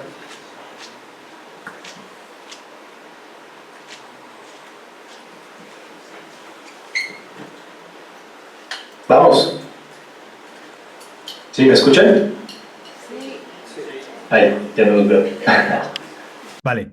Entonces, bueno, ¿desde cuándo empieza? Bueno, primero, muchísimas gracias por sus preguntas. Creo que está muy bueno el diálogo. ¿Desde cuándo empieza la lógica de la militarización? O sea, creo que estamos hablando específicamente de la militarización como defendiendo las estructuras del despojo, ¿sí? Al final creo que lo podemos organizar, trazar históricamente, ¿no? Por ejemplo, desde el momento de pensar centro-periferia, ¿no? Momentos de la colonia, cómo era manifestada una lógica de extraíble, para qué eran los territorios periféricos, ¿no? Y cómo servían al centro. Digo, no podemos hacer toda una genealogía de esa estructura, pero a mí yo lo empezaría a pensar tal vez desde los últimos dos, vamos a decir, consensos del extractivismo en América Latina, ¿no? Que creo que podrían marcarlo bien. Esto lo tomo como de los pensadores como Eduardo Gudinas y Maristeles Vampa, que hablan de un consenso primero es el consenso de Washington, ¿no? Del momento neoliberal, es decir, en América Latina, donde viene como libre comercio, libre mercado, apertura, extracción. Creo que ahí empieza, por ejemplo, en México, es muy claro que ahí fueron donde se hicieron las grandes concesiones asociadas a la minería, sin asociadas a la parte histórica, pero de que el Estado abre la puerta a la inversión extranjera. Por ejemplo, en México las mineras no pagaban impuestos, no pagaban el uso del agua, lo que daban a los territorios era nada y la acumulación era enorme, ¿no? Mineras canadienses, mineras de Estados Unidos que se hicieron multimillonarias asociadas a este modelo. Incluso empresas como Grupo México, que también tiene una presencia a lo largo de toda América Latina, por ejemplo, hace minería en Perú, hace minería en Chile, entonces también tienen se beneficiaron de esa estructura. Pero la parte interesante, creo, es en el momento en el que se vuelca el interés de la industria privada al Estado, ¿no? La elección de lo que le llaman la era progresista, ¿no? Lo que se volvió el consenso de los commodities, como dicen, en Bolivia, Ecuador, Brasil, Uruguay, ya saben, ¿no? Con Correa, con Evo Morales, etcétera. Y en México con como que viene en la cola de esto cuando llega López Obrador, pero ahí vemos que hay una vuelta de que el Estado es el que tiene que regir y regular el extractivismo. Entonces, si ustedes ven lo que pasó en Bolivia, lo que pasó en Venezuela, lo que pasó en estos países, en Brasil y en Uruguay no tanto, pero en estos países fue muy claro que el Estado empezó a imponer el modelo extractivo como la única lógica de mantener el crecimiento económico. ¿Por qué? Porque el Estado no podía cuestionar la Organización Internacional del Trabajo. ¿A qué me refiero con eso? Estaban tan metidos ya en la estructura globalizada del capitalismo, si ustedes pueden leer al vicepresidente de Bolivia, que escribió de hecho bastante, ¿no? En esta lógica como muy vanguardista del marxismo, de pensar de primero tenemos que extraer todo, que la sociedad sea más rica y después ya vamos a vivir bien mejor en esa estructura. En vez de hablar de distribuir mejor la riqueza, de reducir, eliminar las élites, proponer una estructura distinta de gestión, no se hizo eso, al contrario, Bolivia, Ecuador, etcétera, no se pudieron separar de la estructura global, eso le pasó a México también, y lo que acabó siendo fue un incremento de la extracción, ¿sí? Sí hubo un beneficio social directo, puede ser, pero a costa de un daño socioecológico permanente, y eso es lo que estoy tratando de evidenciar aquí. Entonces, creo que ahí es donde el vuelco hacia lo militar también se ha profundizado, pero yo creo que tiene que ver con una lógica más reciente, ¿no? O sea, en México, por ejemplo, la militarización increíblemente se expandió de forma exacerbada con el gobierno de izquierda, entre comillas, o el progresismo de izquierda, ¿no? Antes de que entrara López Obrador a la administración, o sea, como presidente en México, el ejército, las Fuerzas Armadas en todo su conjunto, la Marina, los militares, etcétera, hacían alrededor de 5 o 6 tareas. Defender fronteras, ¿no? Vigilar, cosas así muy específicas del Estado-Nación en su término general. Cuando sale López Obrador, o sea, todas las Fuerzas Armadas hacen más de 200 tareas. Imagínense eso. 200 tareas. Construyen hospitales, construyen megaproyectos, invierten sus pensiones en megaproyectos. ¿Me explico? Están organizando todo tipo de seguridad, desde el metro hasta espacios públicos que eran la policía antes. Entonces estamos hablando de una hipermilitarización del espacio público que en la vida de México, en este país, nunca se había visto. Con Boric en Chile, también la izquierda militariza los territorios, criminaliza a los defensores mapuches. Entonces, creo que tiene que ver con la crisis del Estado y su supedición al capitalismo. O sea, el Estado ya no se puede separar de esa estructura a nivel global porque está demasiado embebida en esa lógica. Entonces, por eso, y aquí me voy a saltar rápido a la pregunta 3 y luego hago vínculo a la 2 y ya terminó. ¿Por qué no podemos depositar las esperanzas en el Estado? Yo creo que efectivamente, como decía la compañera, sí, hay victorias que logramos a través del Estado, ¿no? Logramos ciertos derechos, logramos resistir ciertas acciones. En México, por ejemplo, el uso de amparos, el uso de estructuras legales, las consultas, han sido eficientes a veces para resistir y rechazar ese modelo. Pero a mi gusto, sí, el problema que tenemos es que solemos tomar eso como victorias absolutas y entonces la lucha se pierde. Y ahí es donde yo creo que no podemos hacer perder esa distinción. Mi objetivo cuando digo no podemos depositar la esperanza en el Estado, no estoy diciendo que ignoremos al Estado o que nos separemos completamente del Estado, digamos, eso ya no sirve para nada. Más bien es siempre, como decimos acá, un ojo al gato y otro al garabato, ¿no? O sea, siempre hay que estar pendientes de qué está pasando allá arriba en esa lógica, pero sería un error, desde mi punto de vista, tratar de ocupar ese espacio como la forma de la transformación social y socioecológica que necesitamos. Porque eso es lo que ya hicieron los líderes progresistas en América Latina, eso es lo que nos dejó el legado de esos progresismos de izquierda, que fue, ponemos al líder mesiánico, llega con toda su potencia, con todo el apoyo popular y al final no cambia las estructuras del capitalismo, no logra descolonizar ni despatriarcalizar el Estado y impone una nueva élite, pero ahora en vez de los neoliberales internacionales son las élites locales, estatales, etcétera, ¿no? Eso creo que pasó en todos los países donde hubo gobiernos progresistas, lo podemos discutir, por supuesto, pero mi argumento sería, no es que lo ignoremos, sino más bien pensemos de qué forma prefiguramos ese espacio, de qué forma podemos superar la dependencia en ese espacio. Y eso implica hacer políticas públicas, meter amparos, resistir, proponer organizaciones ciudadanas, colectivas, comunitarias, que impongan y resistan la imposición de políticas públicas que no queremos y que que sabemos que van a ser perjudiciales, pero implica que el poder, vamos a decir, si lo quieren pensar así, tiene que quedarse abajo. Porque lo que pasó, y ya con eso me callo porque, perdón, estoy hablando mucho, pero lo que pasó en México fue que se diezmaron los movimientos sociales. O sea, las lógicas que ya teníamos organizadas desde los abajos, de repente se sumaron al gobierno porque dijeron, ya llegó la izquierda, ya llegó la transformación, ¿para qué seguimos peleando aquí abajo? Ya lo podemos hacer de ahí arriba, con poder, con dinero, ¿no? Y lo que acabó pasando fue que se diezmaron los movimientos sociales. Hoy ya no está, o está a la izquierda, pues, pero ya sin esta estructura de base popular, y hoy estamos desorganizadas. La izquierda no existe en este país más que la de Morena y la institucionalizada. Entonces, creo que es algo que también pasó en Bolivia, creo que es algo que también pasó en Ecuador, creo que es algo que también pasó en Brasil, lo podemos discutir, pero creo que es importante entonces tratar de mantener esa cohesión desde los abajos y desde ahí pedir esa transformación, sin tratar de escalar siempre, tener más poder, más estructura.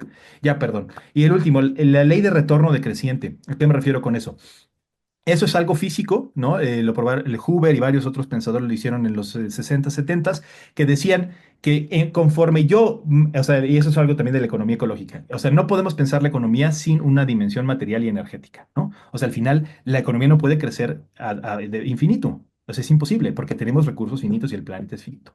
Entonces, si consideramos eso, la lógica de retorno decreciente dice, los recursos que son de más fácil acceso y que tienen más potencial de producción de cosas, van a ser más fácil acceso. Les doy el ejemplo otra vez. En México, cuando descubrimos el gran pozo de los 70 que se llamaba Cantarell, literalmente yo metía un popote y salía así el petróleo. Así, ¿no? Brotaba. Entonces yo no tenía que hacer casi nada, o sea, como Estado, solo tenía que ir, meter el popote y extraer las riquezas y ya, llevármelas, ¿no? Hoy, para sacar el petróleo, tengo que invertir un montón, tengo que inyectarle hidrógeno, tengo que inyectarle gas, tengo que hacerlo a presión, tengo que perforar mucho más profundo y una perforación profunda de petróleo, como ustedes sabrán, necesita una precisión exacta. Entonces tengo que gastar un montón de energía en tecnología. Aquí en México para perforar tienen que venir, o sea, hacer las pruebas de los campos, tienen que venir boyas que tienen precisión satelital, rentarles cuesta $1 millón al día, ¿no? Y porque, no sé, como son boyas y están flotando, tienen que mantener la perforación estable. Entonces, para que no se mueva ni un centímetro, imagínense, tiene que tener una precisión así exacta de la boya moverse para hacer la extracción, ¿no? Entonces, les digo eso porque el recurso, el dinero, la energía, los minerales, todo lo que se necesita para hacer eso es enorme. Entonces, lo que quiero decir es, A diferencia de los 70s, 80s, que la abundancia era gigantesca, hoy el retorno, o sea, lo que sacamos es cada vez menor y la inversión de energía que tenemos que hacer para sacarlo se incrementa. Entonces, estamos en un momento en donde la ley de retorno decreciente nos dice, lo que vas a seguir sacando, el retorno que vas a poder obtener cada vez se achica más, ¿sí? Pero eso lo que nos lleva a pensar es que deberíamos estar planeando un mundo que requiera menor energía cada vez. O sea, que podamos sostener a todas y todas las personas de este planeta, las 10.000 millones de personas que va a haber, con suficiente acceso a energía, ¿no? A las necesidades fundamentales. Enfriación, calentamiento, ya saben, aseo, casa, techo, etcétera, ¿no? Si tenemos esas características, sí lo podemos hacer, por supuesto que lo podemos hacer, pero la economía global piensa que tendríamos que seguir creciendo, creciendo, creciendo, creciendo, cosa que no es cierto.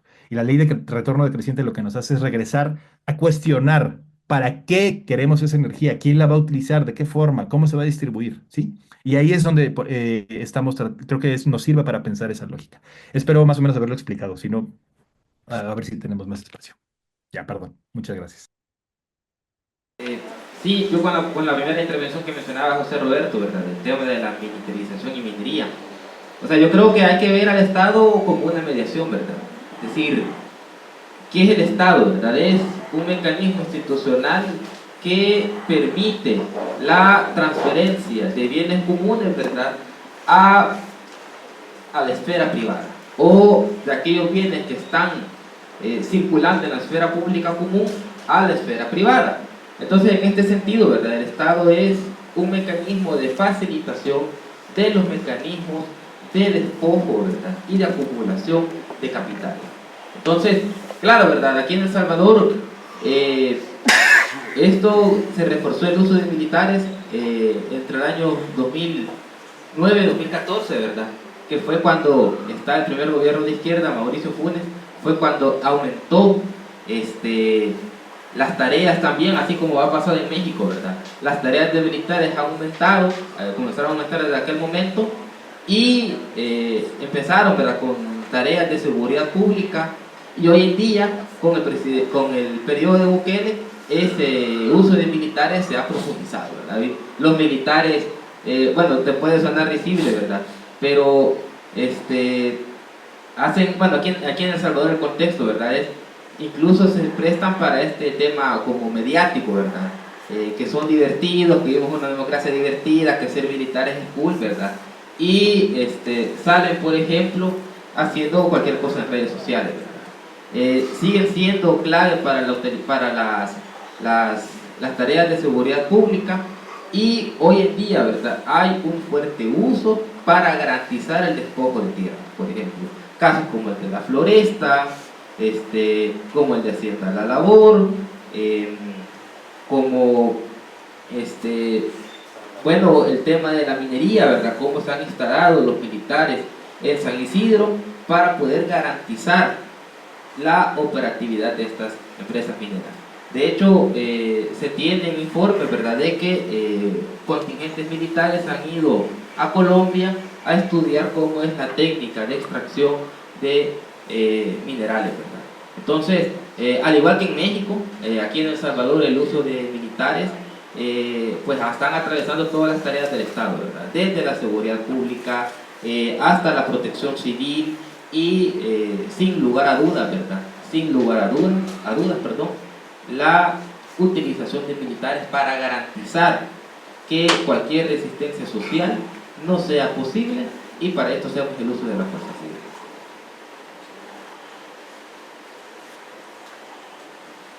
Bueno, no sé si hay más comentarios. Adelante, compañero.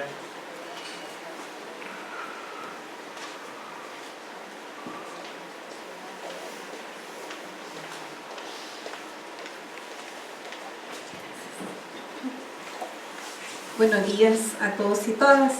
Mi nombre es Gloria Naya, soy del colectivo de Derechos Humanos Herbero Naya. Bueno, igual, agradecer por todo ese esfuerzo tan valioso en ese momento tan de quiebre, ¿verdad?, para todos los pueblos y especialmente aquí en El Salvador. Y en ese sentido va mi pregunta, porque realmente yo he estado como analizando la situación que estamos viviendo a la luz también de la historia, de cómo antes sí nos había pasado que nos habían despojado de nuestros territorios de hace 500 años, pero lo que antes había pasado que lo utilizaban esos territorios, por ejemplo, para el cultivo del café, otros cultivos, que de alguna otra manera sí significaba injusticia, explotación, pero no, digamos, un atentado directo a la vida colectiva de todo un pueblo. Sin embargo, esto que estamos viviendo sí atenta en sí contra esa posibilidad, esa viabilidad sustentable como país, como pueblo. O sea, ya si esto entra, la minería para nosotros ya no es posible la vida en El Salvador.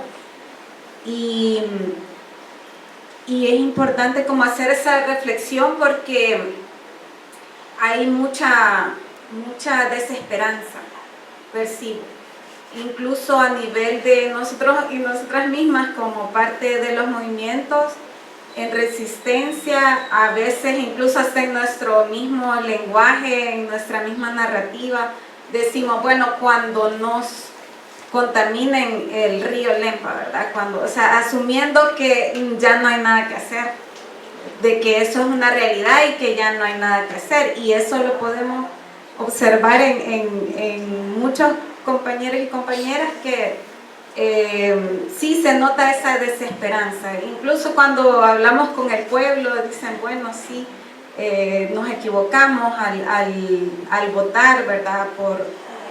Por digamos, esto que estamos viviendo, porque realmente la gente está como adquiriendo esa conciencia de que hay un grave peligro, gravísimo peligro, pero bueno, dicen, ya les dimos, ellos tienen todos los votos en la asamblea, ya no podemos hacer nada. Entonces ese elemento creo que es bien clave de analizar cómo podemos contrarrestar, ¿verdad? Es lo principal, el punto cuando un pueblo pierde la esperanza. Pero yo recuerdo antes que nos asesinaban en el marco de la dictadura militar. Recuerdo perfectamente que sí, es cierto, asesinaban un compañero, una compañera, pero o sea, como que la esperanza se fortalecía, la gente como que ese espíritu de lucha se redoblaba, y bueno, pero lo que estamos viendo ahorita es otra, digamos, otro nivel de asimilar la situación y de esa perspectiva cómo enfrentar.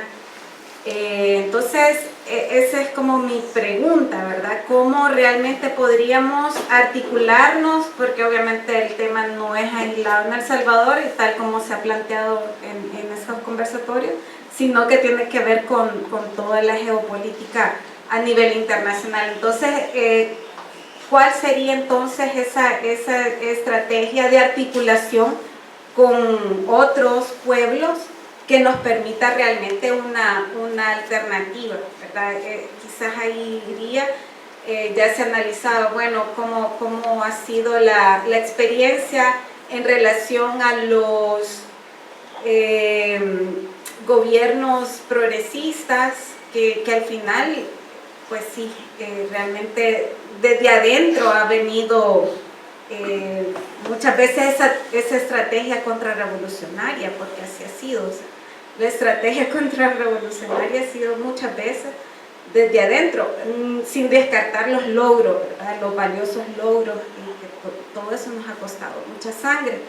Entonces, pero bueno, aquí en El Salvador en ese punto estamos, en un punto de quiebre, de entre nos jugamos la vida y la muerte del pueblo, ¿verdad? Porque antes nos asesinaban a miles, pero ahora estamos los millones en peligro. Así que, bueno, esa es mi pregunta. No sé si hay otra pregunta, si no cerramos por aquí el tema de las preguntas. Adelante.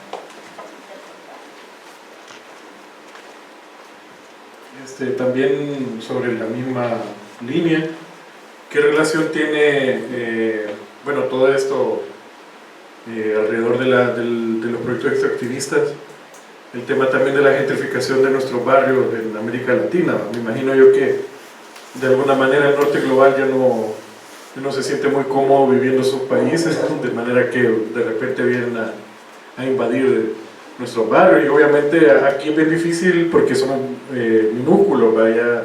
Me imagino que alguien que compare el tamaño de México con el tamaño de El Salvador es porque es absurdo, ¿va? Como el presidente nuestro, ¿va? Pero sí, en nuestro último momento digamos, movimiento del tema del Bitcoin y todo esto, ha venido mucha gente extranjera incluso a comprar un montón de propiedades de las cuales las comunidades ahora no solamente van a enfrentar el tema de la minería, sino también el tema del despojo de sus territorios por parte de estas personas empresarias. Alguna gente son de varias partes del mundo, ¿verdad? Y entonces también se les está dando incluso la ciudadanía, se les regala la ciudadanía salvadoreña. Entonces, ¿qué relación hay también con esto? Y lo otro era que, si saben siempre cuál es el tema de la energía nuclear también que se está planteando acá en El Salvador, ¿verdad? Buscando también elementos radioactivos, ¿verdad? Como el torio, ¿verdad? Y entre otras cosas, y cómo esto tiene que ver con también la misma cuestión de los minerales críticos, que me imagino yo que por la tecnología también, pero también por la amenaza latente de la búsqueda de una energía nuclear limpia y toda esa falacia que se está diciendo siempre. Entonces eso por ahí. Bueno, yo creo que cerramos con estas dos preguntas. Dejo a los ponentes que contesten.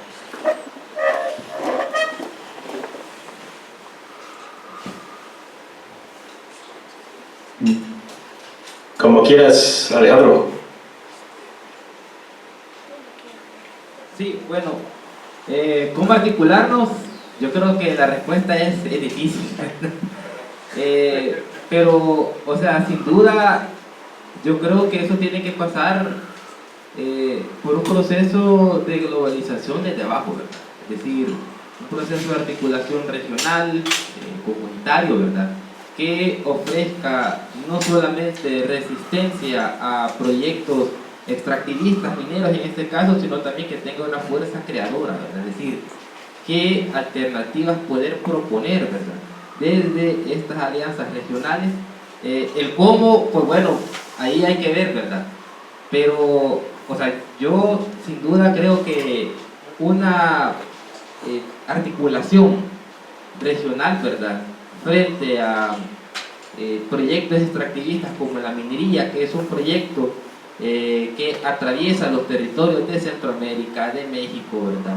De Latinoamérica en general o del sur global en general, son puntos de encuentro, ¿verdad? Son puntos de encuentro entre pueblos que sufren los embates del extractivismo minero, ¿verdad? En un sistema capitalista que cada vez es más y más voraz de hoy en día de estos materias, de estos metales estratégicos, ¿verdad? Como metales críticos. Entonces, eso, ¿verdad? Y con el tema de la energía nuclear de El Salvador, bueno, estos reactores nucleares, ¿verdad? Que tienen que ver con la utilización del torio, por ejemplo, ¿verdad? Esto pues busca la autosuficiencia energética, ¿verdad? De hecho, es lo que ha mencionado la comisión de la Asamblea Legislativa, ¿verdad? De Tecnología, Turismo e Inversión, que tiene por fin garantizar el propio suministro energético en El Salvador. Sobre esto ya se aprobó la ley, ¿verdad? De generación de energías a través del torio, pero todavía no está operando, ¿verdad? Entonces, hay que ver qué pasa. Sin duda está relacionado con todos estos, con el tema que estamos viendo hoy en día, ¿verdad? Que tiene que ver con la soberanía energética, con esta tecnología, ¿verdad? Que tiene que ver con energías renovables. Entonces, y esto precisamente es, ¿verdad? El Salvador formando o siendo influenciado por esta ola, ¿verdad? De desarrollo tecnológico energético. Sí, muchas gracias. Bueno, creo que la primera pregunta que hacía la compañera pues es la pregunta. ¿No se escucha? Sí, sí, sí. Ah, ok. Perdón. No, la primera pregunta que hacía la compañera, ¿no? Es la pregunta, yo creo, de los 64,000, porque justamente es, o sea, ¿cómo mantenemos la esperanza ante un modelo, ante un proceso que cada vez se ve más violento, más global, más difícil, ¿no? Es un panorama adverso, pues, y creo que efectivamente eso invita a muchas de las reflexiones se convierten en una versión muy nihilista, muy existencialista, ¿no? Del presente, de qué es lo que viene y de qué podemos hacer ante esta situación, ¿no? ¿Sí se escucha o no? Ustedes me dicen. Ah, ok.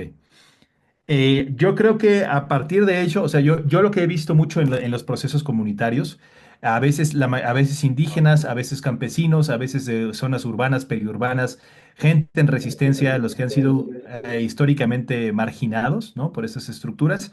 Pero, por ejemplo, hoy vemos una colectivización de organizaciones alrededor, por ejemplo, de la idea de zonas de sacrificio, ¿no? Movimientos que viven en zonas que han sido históricamente designadas como sacrificables, ¿no?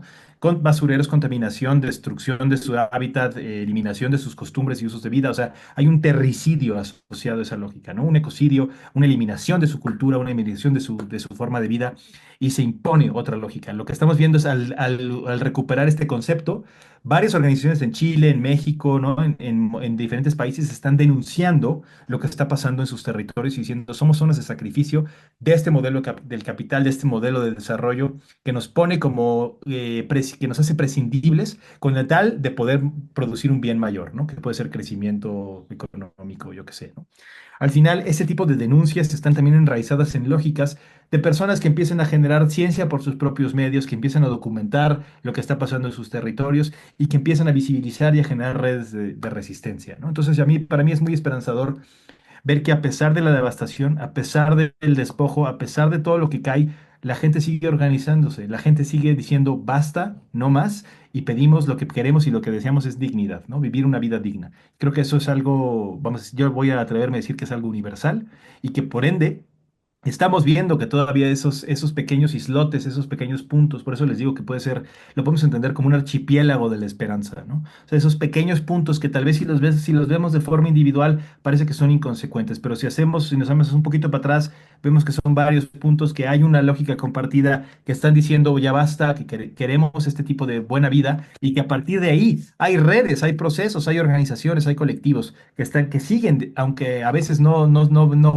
todas las victorias son ganadas, la presión, la protesta, la resistencia sigue ahí y la colectivización de una vida diferente sigue ahí. Y eso es lo que me parece muy importante. Entonces, yo invitaría, no sé, por ejemplo, a que toquemos base, por ejemplo, con lo que está pasando en organizaciones y redes transnacionales, lo que está proponiendo el zapatismo, lo que está proponiendo algunas otras organizaciones en América Latina para tratar de seguir encontrándonos y de seguir articulándonos desde los abajos. Y sé que eso a veces suena, les digo, sé que puede sonar como que no es suficiente, que el problema es muy grande, que esto es una cosa global y nosotros estamos hablando de lo chiquito, pero al final, si no partimos de esas transformaciones desde los abajos, va a ser muy difícil que logremos hacer un cambio allá arriba, que logremos resistir a los cambios que vienen de allá arriba, ¿no? Entonces sí entiendo, por ejemplo, con lo que decía Alejandro, que el Estado es un espacio de disputa.